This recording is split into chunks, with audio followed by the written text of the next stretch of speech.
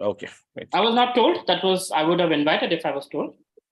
Oh, yes, absolutely. This is an open invitation. We have it open for Many people everyone asked me across. actually, they wanted to join, but then I said it must be a closed thing with HRI. No. Absolutely. It's an open-ended for any and everyone. We can accommodate up to 1,000 participants on this Zoom platform. Yeah. In fact, even if Sarvana can notify those who intend to join and share the link, we can definitely do so. It's too late right now. Let's just go ahead. Sure. Yeah, sure. Okay, thanks. So request the host to please enter all the participants if not done yet.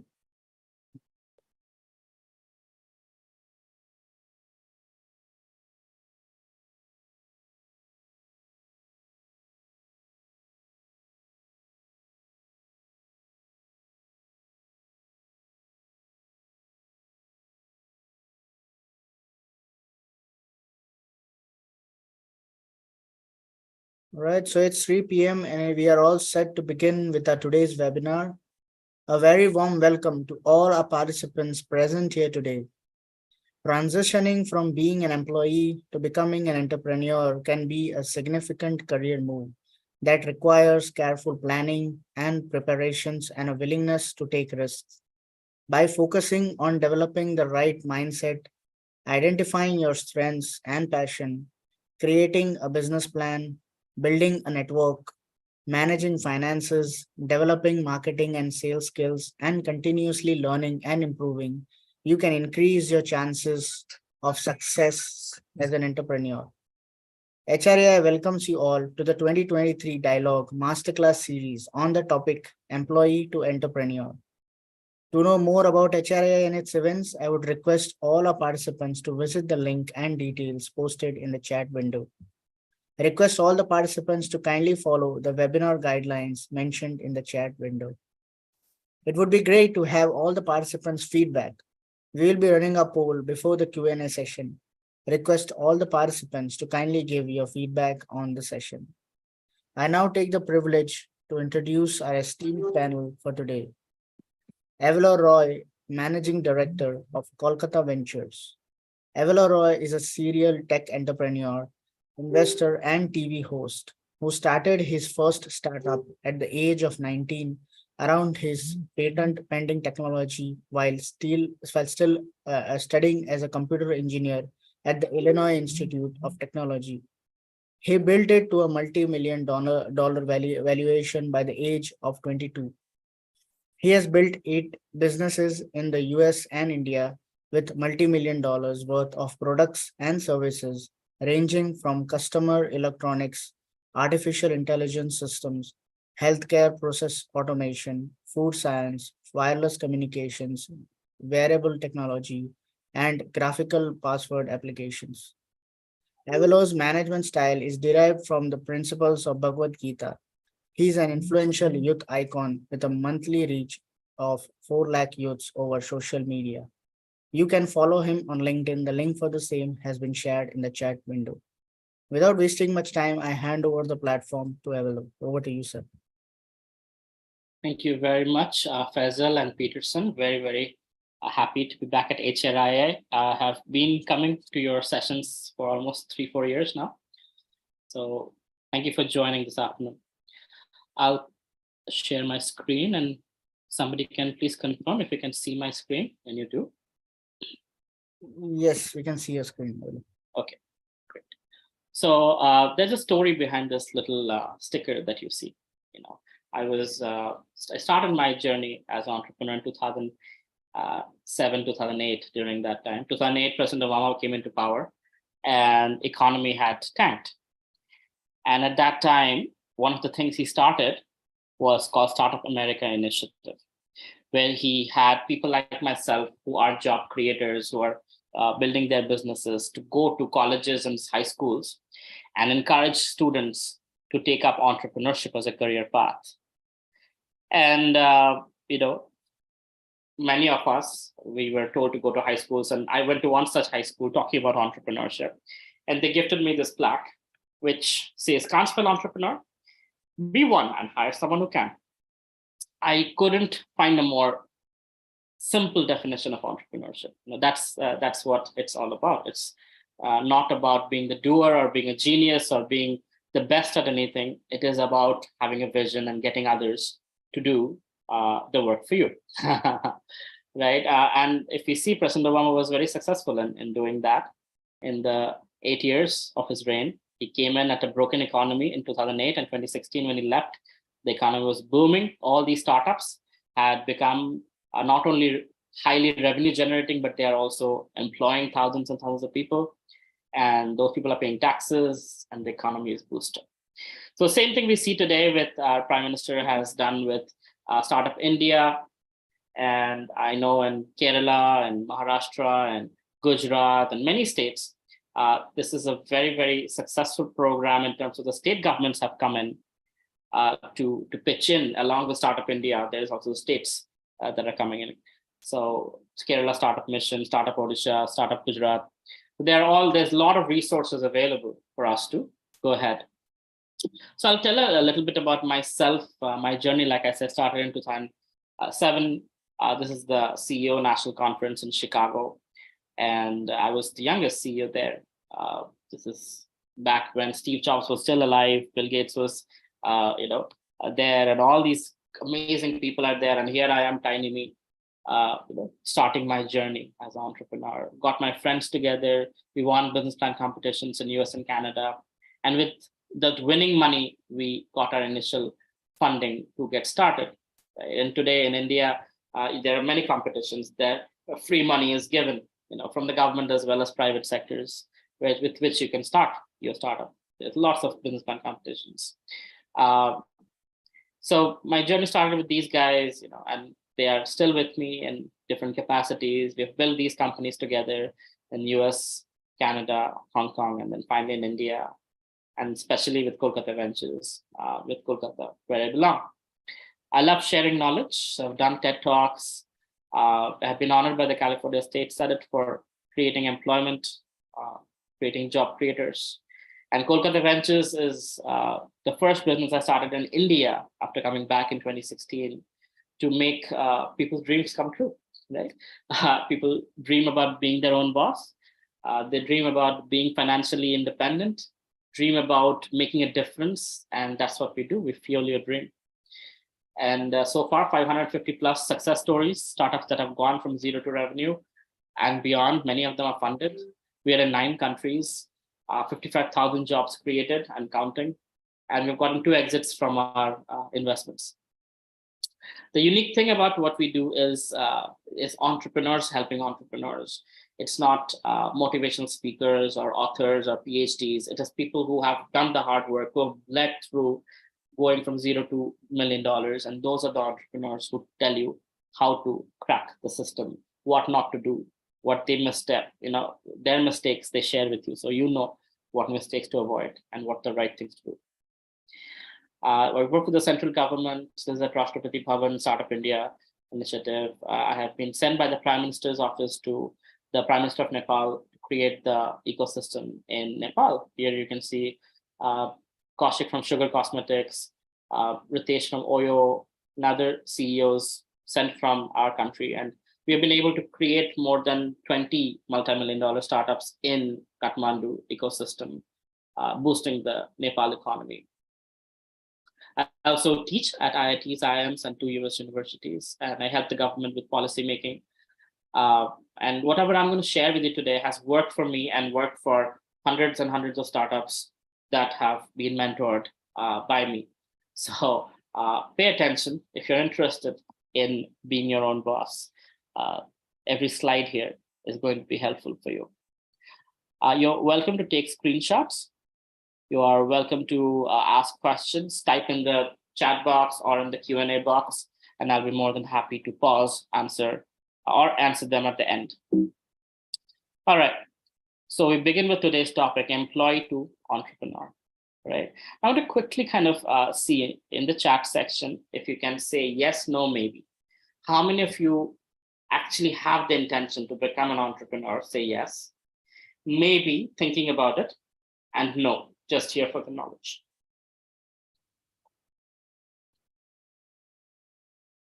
Yes, maybe. Yes. Okay.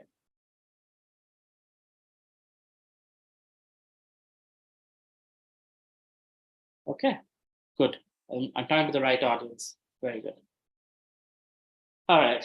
This is one of my late night tweets. It is better to die with memories than dreams, right? When you're on your deathbed, it's better to have like, oh, I spent a good life versus I wish I did this, I wish I did that. It's horrible to have those kind of regrets when you're leaving your body. So make the most of it. But it starts with the anatomy, with the change mindset. And I'm going to go through that. Starts with these 3 Ds, right? Disgust. You either hate your boss or hate your job or hate the way your life is right now. You decide that I want to change it and I'm going to do it. And you desire, you make a desire, strong, compelling desire that, yes, I want to have this kind of a car, this kind of a house, this kind of a salary, or this kind of income, and my life will be like this. So with that, you make a resolution, you resolve, and you create a compelling vision, a goal that you can see, you can measure, and then you act on it. And every day, 3 things on your to-do list. Small victories every day, leading you to the ultimate success of your dream come true, right? So this is the anatomy of change. This is how a person decides, I don't want to be an employee anymore. I want to be an entrepreneur. You act on it, you act on your dream, and you make it come true, right? Dreaming is not enough. Action is crucial. But then we get motivated, we act a lot one day, and then we forget about it. That's not how it's supposed to be. Small changes every day is sustainable. If you spend a couple of hours every day, even if you can't do a couple of hours, 1 hour every day, right? Little less TV time, little less Netflix time, 1 hour every day. Over a period of time, you'll accomplish your market research, you'll accomplish your product development, your team, your LinkedIn connections. You'll do a lot of things in 1 hour every day if you do it for a month, right? What to speak of a year. So little changes every day, moving in that direction. Now, you might think, employee to entrepreneur, do I have to quit my job, right? And I would never ask you to do anything unethical, right? So no, you don't have to quit your job. Initially, the initial phase of the business, it doesn't require you full-time commitment, and you've not even registered a company. Before that, there's quite a few things that you need to do. The first thing is figuring out what you want to do, what kind of business you want to start, how big or small the market is, right? So there's a lot of tasks that you do that you can just do when you're wasting your time. Instead of wasting your time, you just do Google search and YouTube search, and you learn certain skills, and you learn what market has demand and will have demand in the next 3 to 5 years, right? For this, you don't have to quit your job. Then you figure out your minimum viable product. You figure out what you want to do, product or service, manufacturing or designing or developing or consulting or whatever it is, right? All of this doesn't require you to quit your job. So you can slowly transition, right? You see that, oh, there's value here. There's something that can change my life and lifestyle and how I take care of my family, right? So it starts with this. You start with self-assessment, right? Are you a left-brain person or a right-brain person? That's the first thing to ask yourself. That means, are you analytical? Or are you, more on the creative side, or the softer side? So people who are analytical are much better with mathematics, accounting, the decision-making in terms of logical decision-making. People who are on the right brain side, they're more the people person, the high EQ.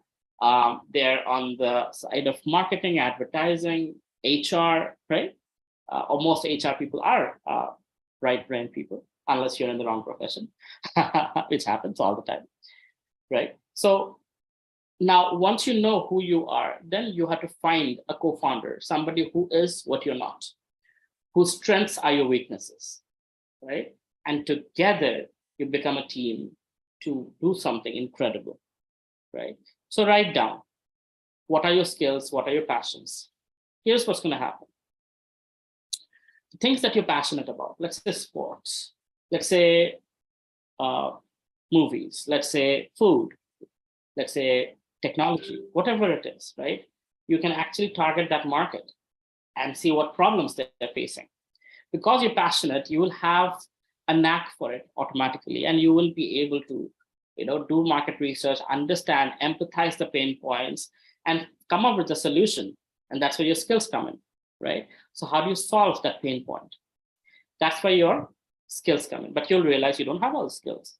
And that's where your co-founder comes in, or a founding team comes in, where there are all these skills, you put them together and you build your business model. Business model is basically the formula for making money, right? This is where you figure out, this is what I put in, this is the value creation for the customer, and this is what I get out, right? I'm going to go much more details into business model shortly. But this is how the starting process looks like. So what is a business model? A business model describes all parts of the company necessary to make money. So first thing is the customer segment. Just give me 1 second. I'll take 30 seconds.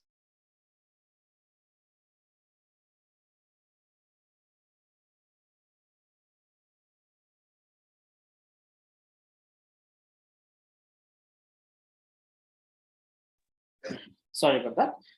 So the first thing is customer segment, knowing who is facing the problem that I want to solve. Who is it? What is the age? What is the gender? Are they rural? Are they urban? How much do they spend? Are they tech savvy? Are they teenagers? Are they urban professionals? Are they, do they have credit cards? Or do they pay with cash? What kinds of people are we targeting who are facing the problem that I'm solving with my product or solution, right? Then comes the value proposition. What value am I creating for my customers for which they will pay me money? So if you think of a phone's value proposition is not necessarily the things it does, the cameras or the whatever, the features. The value proposition is, it is saving me time. It makes me look good. It helps me make friends. It helps me stay connected with my friends, right? That is what the value proposition is. The better this product does it, the longer the battery allows me to do it, the better it is, right? So it's not necessarily the features, it is what's the outcome. That's the value proposition, right? Because of the features, I'm able to look better on social media.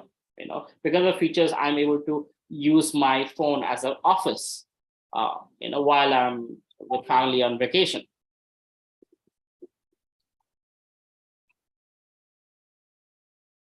Then comes my channels. How will I deliver the value to my customer? Is it through online? Is it through Amazon? Is it through physical stores? Is it just a download? What is it? Customer relationships. What kind of ways can I have the customers interact with me? Is it call centers? Is it chatbots? Is it automated? How does it work? Then comes your revenue streams. It's very important to have at least 4 to 5 revenue streams. It's kind of like those airplanes, right? When you see an airplane, I don't know if you've been in a bad situation, but when a flight, an engine gives up, what happens generally is that there are 3 more engines that will actually help the plane go through and do a crash landing.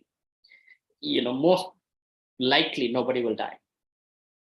If there are 2 engines also gone, 2 other engines can still help with crash landing. I know people who I know personally have gone through such crash landings, and they're alive and they're fine, right? So it's kind of like that. When the pandemic hit, many people, because they didn't have multiple revenue streams, as soon as lockdown happened, their revenue stream shut down and they were not able to resuscitate their business. So it's important that we have multiple revenue streams, like multiple engines of a jet. So 2 engines go down, there is a pandemic, there is a war, there's a stock market crisis, there is a recession, whatever it might be, you can still have revenues coming in. You can be upselling, you can be cross-selling, you can be aggregating, you can be doing a lot of different things. Then comes key resources. Who are the key resources for your company? Your engineers, your management team, their connections, their advisors, whatever. Key activities. Do you build? Do you design? Do you develop? What do you do? Key partners. They grow when you grow, and when you grow, they grow. This is very, very crucial for growth. Key partners are basically, let's say, there's a government backing that you have, right? So the government wants to have startups do their job. Now, as a result, you will grow when the government has more, buying power, and the government will grow when you have more giving tax power. Okay, or for example, there's an example of when Paytm was looking for an events company where they can sell the tickets for the events. And Paytm said, hey, we have 400 million users. Why don't we get an events company? So they tied up with Insider. And Insider is like, okay, we have thousands of events, but we don't have visibility. And Paytm has visibility, but doesn't have events. It's a perfect strategic partnership. But Paytm says, hey, I'll give you visibility, you'll sell more tickets, and I'll be your gateway. So I'll make money for every transaction. Okay, great, let's tie up. And Paytm and Insider ties up. Right? That's the strategic partnership. Then there's a cost structure. What are the different things that you're going to be spending your money on? So that's the cost structure, and the rent, the electricity, the server cost, the salaries, everything. This all put together creates your business model. Your business model is important when you're starting the business. It is also important when your business has grown and has reached a plateau, and you don't know why it is not growing any further. And that's when you have to look at this picture and you have to rate your business. 9 out of 10, 8 out of 10, 5 out of 10. And you know where are the missing links, where are the problems. And accordingly, you can fix them and optimize your business and grow beyond the plateau. Now I'm going to talk about a few important skills for a startup entrepreneur that is crucial. First thing is communication, oral and written. And most HR folks that are here, I'm sure, are very good at this. But communication is not about fluency in English, Hindi, or different languages. Communication is about getting the other person to do what you want them to do for you, right? So if you're giving a job interview, getting the other person to choose you, even though you might not be the most qualified person, convincing that person why they should choose you. You're an investor pitch and you make an investor trust you and write a check to you, right? So that's communication, that's effective communication. You're always selling. Coding teaches you logic. Even if you're not a good coder, you should understand how technology works. Take a little simple coding course on Udemy or something. It will help you understand how logic works, how technology works, how search works. And when you understand it, you can use it well. You can use ChatGPT far better if you know how the algorithms work versus not. Design. If you're a right brain and you're good at designing effectively, there's a science of user interface, user experience.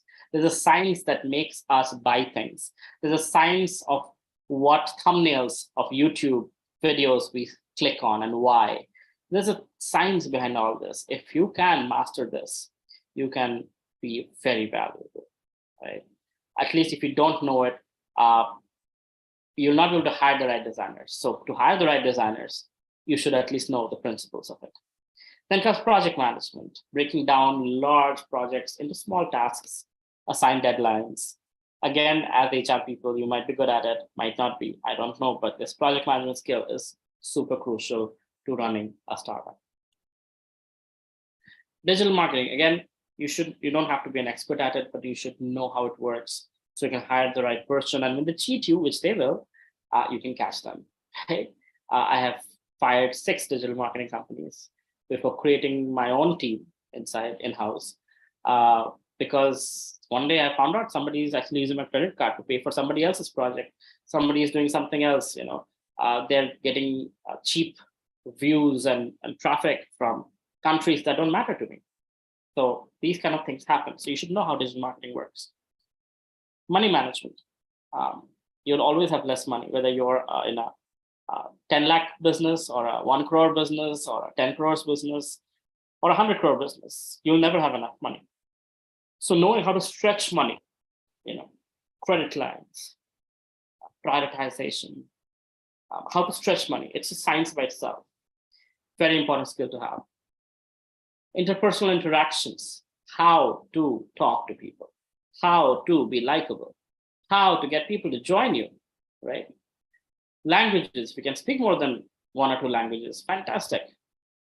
And jo dikhta hai wo bikhta hai, right? You have to be visible on search engines and you have to be visible on social media. So if you're typing anything on LinkedIn, right? If you have written a post, that might show up, and people, people you're trying to get attention from will see you. This applies to anything, not just startup CEO, but everyone. But yeah, being visible on search engines and social media, Instagram, LinkedIn, etc., is very, very important. Now, there are two ways of going at it. One might say, I want to do big business. One might say, I want to do small business, or I want to do freelancing. Both are fine. For example, if you start a cloud kitchen, what do you need? You need a kitchen. You have a kitchen at home. You can get that FSSAI approved. And according to Indian laws, any kitchen can be FSSAI approved as long as you have some fire safety and whatnot, right? And you can start selling food. You can start with your friends in a WhatsApp group, see how the reaction is. Then you can hire like Swiggy, Zomato, or some delivery company that can deliver your food far and wide. You can have some initial niche points, like there are certain cloud kitchens that are open only at night, 10 p.m. to 2 a.m. Maybe you can do that. Maybe you will be vegan or keto or protein high, or the people who go to the gym. So you can have a niche, a differentiator. You're not just like anybody. You're significantly different than others. You have a narrow niche market. Or you can be any of these things, influencer, consultant, corporate trainer, franchisee owner. Corporate trainer is probably the easiest because you guys are in HR, right? I assume everybody at HRAI is from HR. And consultants also similarly, right? Influencer takes time. You have to constantly, post, create loyalty, that people trust you, they share, they tell others about you, and eventually become an influencer. But it needs something special. You have to have that charming personality, or else this is not going to work for you. And the most dumbest of these is franchising. You don't have to worry about anything. Just buy a franchisee, somebody else does the branding, you just provide the space, and you just sit there and sell. If you don't want to use your brain, or you want to write a book and don't want to worry about making money, then franchise is probably the easiest way to do it. Just don't get cheated, because there are a lot of franchisees that don't work, but there are a lot that do. All right, and this is called the gig economy, where people are their own boss, they work according to their own time, and they make money, whether in the mountains or in the oceans or the beaches, it doesn't matter. Work from wherever you want, right? It takes time. It always takes time, takes perseverance, but it's something that our generation is getting used to. We are all trying to take our lives in our own hands. But there's a difference between a freelancer and an entrepreneur. That is, an entrepreneur gets started, but eventually gets people together. And eventually you work less. Initially, like my early days, I was working 16 to 18 hours a day. Today, I don't work more than 6 hours a day, right? That's because I have set the system, I've done the hard work, I've put people in place, they work and make money for me. Whereas a freelancer will work till death, right? Constantly working, they are doing everything by themselves. So there's a huge difference between a freelancer and an entrepreneur. If you don't find a way to make money while you sleep, you'll work until you die, right? As an entrepreneur, you can get the Facebook, the YouTube, the Google to work for you all night long, all day long. You can have people working in different time zones, different countries, working while you sleep. You can have automation processes running while you sleep. So you're making money while you sleep, right? 24 hours work is going on. And that's crucial for you to actually live life. Otherwise, you'll always be a slave. Now, you need to have a goal. If you want $1 million, break it down. Break it down further. Select a business model. Figure out how you're going to achieve that month by month, quarter by quarter, day by day, week by week, right? And slowly you'll get there. But it's important that you figure out what is it that people want rather than what is it that you want and we want people to have. Back in the days when there were no competition, Tatas and Birlas and Reliance, they would make what they want, put ads on TV, people would buy it. Today, it's not like that. For every category, there are 1,000 competitors. So you really need to know what people want and build exactly at that price point and what they want to see, right? Answering this one-liner will help you in a lot of ways. It will help you, first of all, create your one-line elevator pitch. It will help you figure out who is your target audience, what value you're providing, and through what process, right? Take a screenshot of this. And when you have a business idea, write this down, right? The name of your company is XYZ LLC. Helps. Who are you helping? Senior citizens, teenagers, college goers, urban professionals. To do what? By what process? So here's an example. Kolkata Ventures helps entrepreneurs to growth hack their businesses by using lean startup methodology. Now we do a million other things. We fund, we incubate, we help with law, we help with compliance, we help with digital marketing, but this is our core crux. When somebody asks you, what do? This is the answer you give. It takes time to fill out this one sentence, but the time is worth it because it will give you clarity on who you're doing for, what you're doing, and how you're doing it.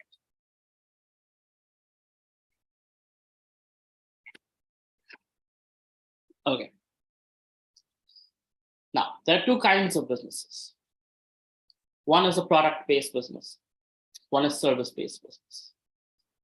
Product manufacturing and whatnot takes time. So it needs a little bit of seed funding, either for friends and family or crowdfunding or government grants.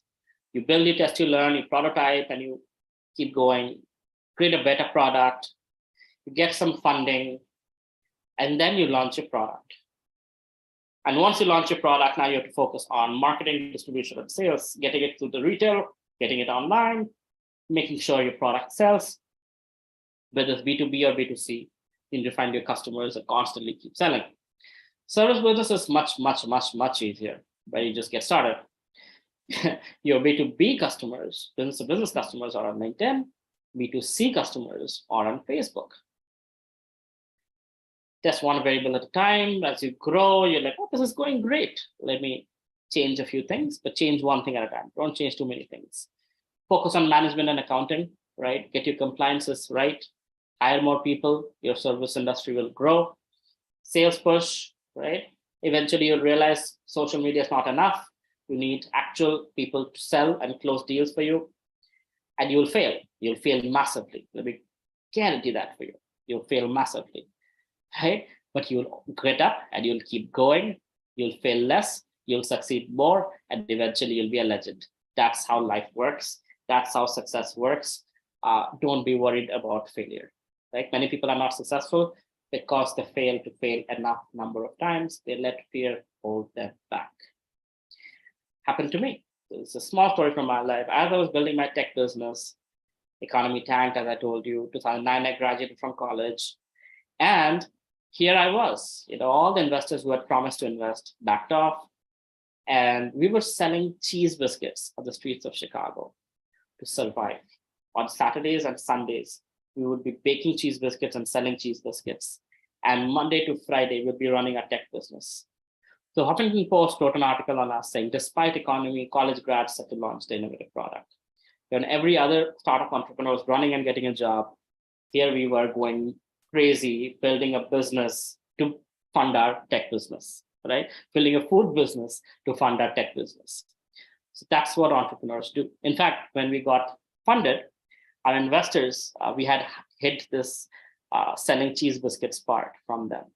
And in the due diligence process that came out, and they said, hey, why did you hide this from us? We were like, well, we were embarrassed. Being engineers, being entrepreneurs, we were selling cheese biscuits. They're like, no. This made us love you more because we could see the struggle you were going through and you didn't take a job and you were qualified to do so. You are true entrepreneurs. You will never give up, which makes us trust you more. So you should have told us, right? So struggles are there. You will fail. You will get up and you will keep going. We were rejected by 300 investors.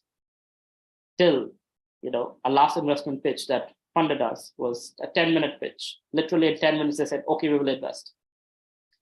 So you never know, or rather you should know that success is very much possible.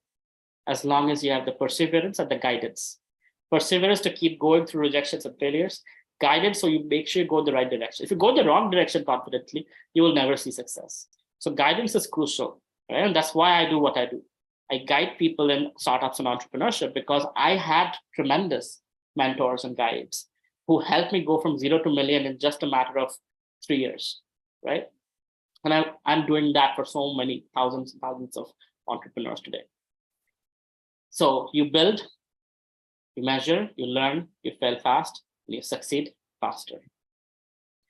Eventually, there'll be unique value proposition that you're selling, and then your customers will be bragging about your product and service. They will go and bring referrals to you. That's when you know you have made it in life. That's when you know your entrepreneurship journey is successful, when your customers are bragging. When I got the first iPhone in 2009, I remember in 10 days, a new iPhone version came out, and this was a white 2G iPhone. And I went back to the Apple store and I said, hey, I just bought this black iPhone 10 days ago. I want the white one, the new version. What do I do? They said, give us 5 minutes. 5 minutes, they gave me a brand new iPhone. They took my iPhone back and they transferred all the data to the new phone. I was blown away. I was like, they didn't ask for extra money. Didn't ask for anything. Steve Jobs was still alive. So Apple was really good at that time.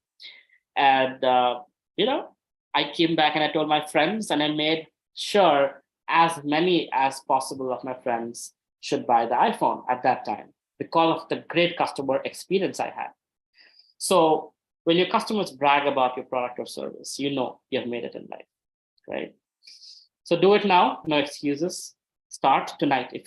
Those of you said yes so boldly in the chat box, I urge you, don't wait for tomorrow. Don't wait for your kids to grow up. Don't wait for anything. Just get started. Make it a habit to win. Every day, wake up on your to-do list, write down 3 things that you're going to accomplish towards this goal of entrepreneurship, and make sure you do it. You reward yourself every day, right? In the morning, you create the to-do list. At night, you reward yourself.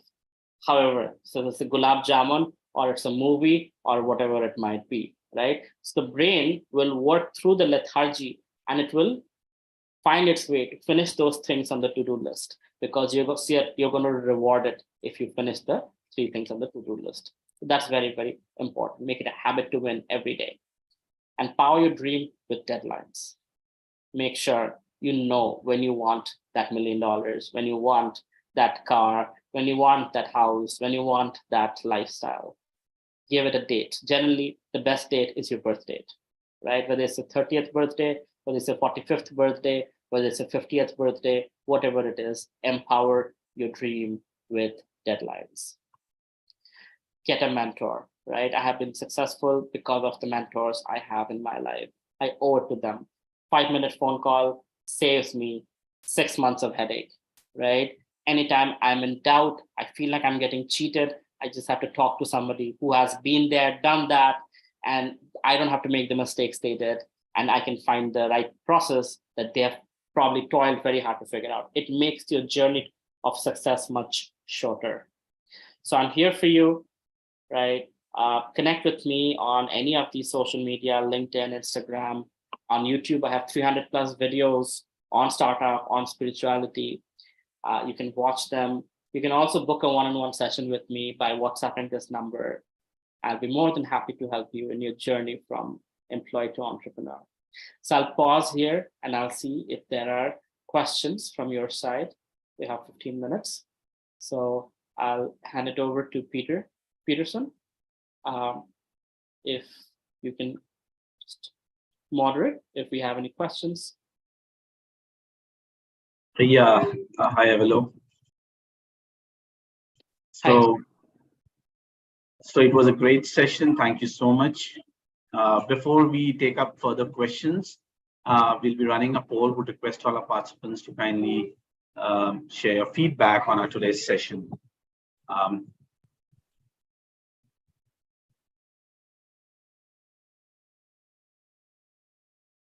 So while you are doing so, would request all of you all to kindly share your questions in our chat box.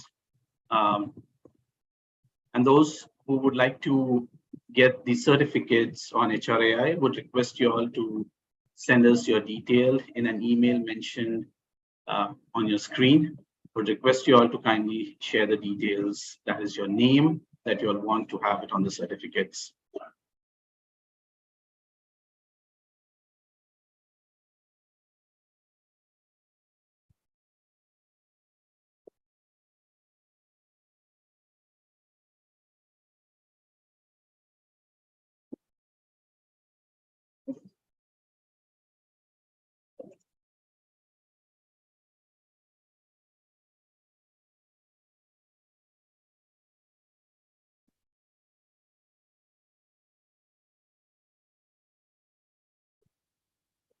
So request all our participants to kindly share your questions in the chat box.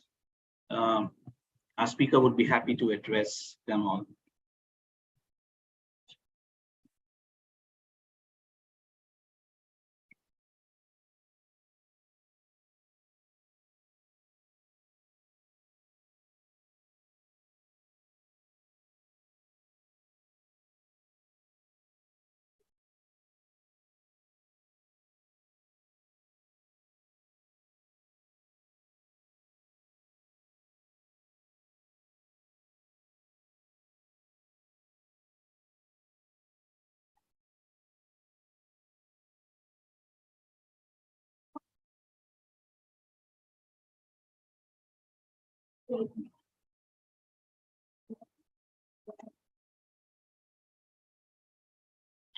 Okay, so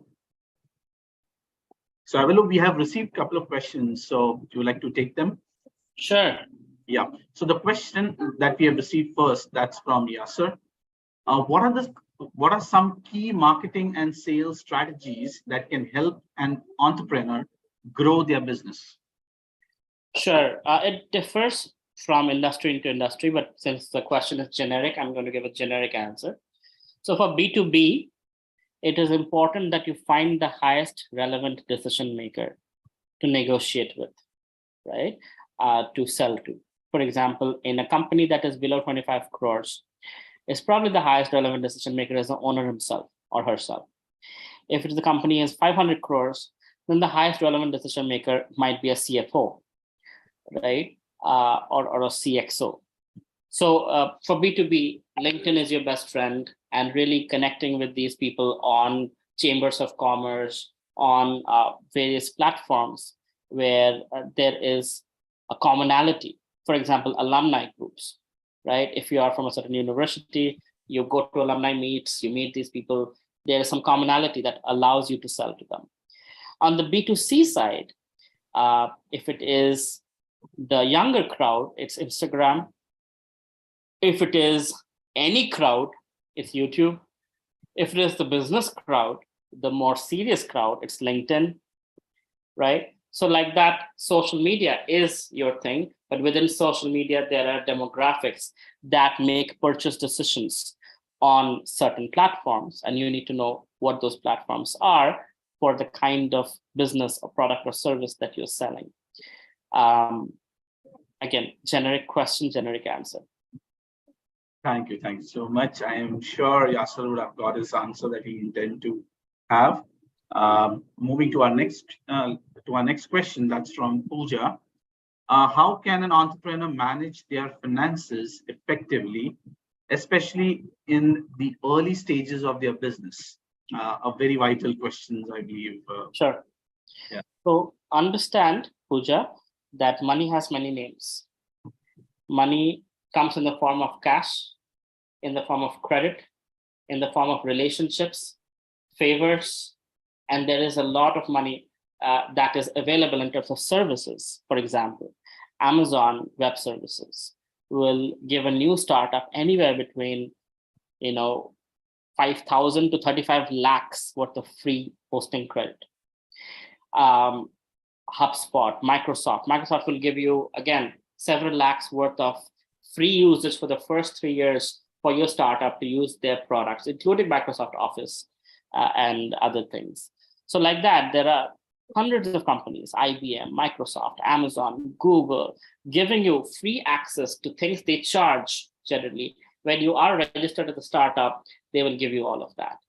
So you have to understand how to resource yourself, not just look for cash. Cash is wonderful, but you don't have enough of that. But then you have a grandfather or an uncle or a friend's friend who works for such and such company who can get you that same thing. Focus what you need and how to get there. One method can be cash, the other method can be favors, other method can be relationship. Go watch my first TED Talk in 2013 that I gave. It's called The Currency of Relationships.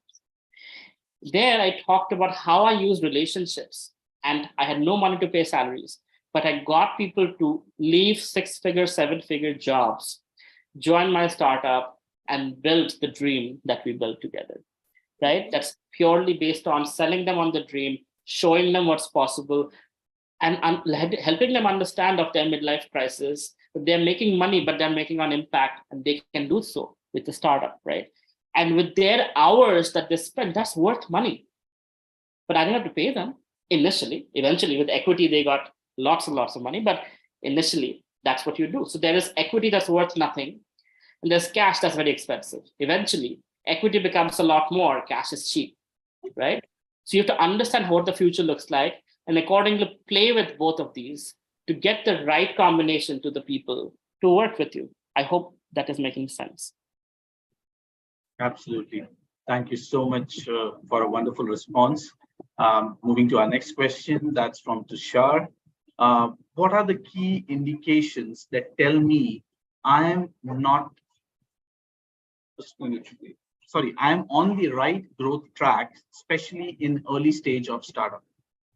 There are quite a few indications. One is if you are a tech company, then just looking at the analytics, if your growth of users are growing month on month, are there active users? A lot of people say I have 10,000 downloads. I'm like, how many active users? Oh, 40, right? That means 10,000 people are downloading it, but only 40 people are opening the app once a month. That's very low. That means something is wrong there, either the value proposition or the UI UX or something, right? So there are many matrices. Definitely one of them is growth month on month, whether it's users, whether it's transactions, whether it's revenue, whether it's number of time they spend on your product or service, right? All of those. If you're a physical product, then looking at your Amazon or distributors, how many are taking it, how many return customers are happening, right? How many people are ordering for the second time and the third time. When you have made it to the third time, that means you are onto something. And the third repeat order. Again, I could go on talking about this as a whole topic, but that's the short answer to your question. The shortest way to do this is actually ask somebody who has been in your business. They'll tell you whether you're going in the right direction or not. Feedback collection, a very vital way of analyzing. From the right people, because sometimes everybody likes to give feedback today on social media. So don't go for that. Go for people who have been in your shoes. Absolutely. So Tushar, I hope you have got the answer to your question. Yes, he says thank you.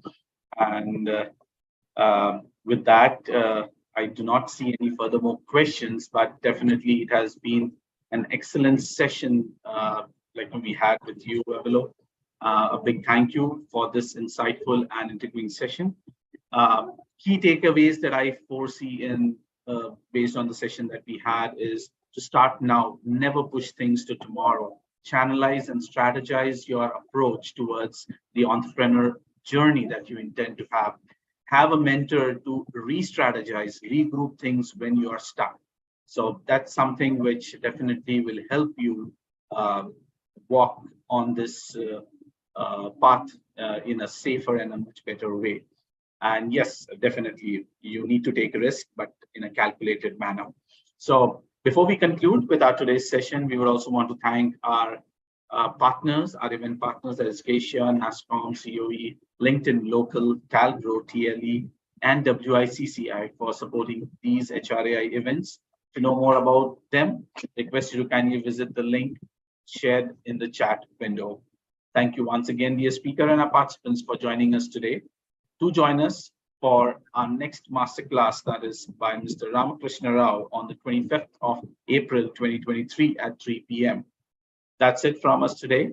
See you soon. Stay safe, take care, and bye for now. Take care. Bye-bye. Thank you so much, Amilo. Take care, Peterson.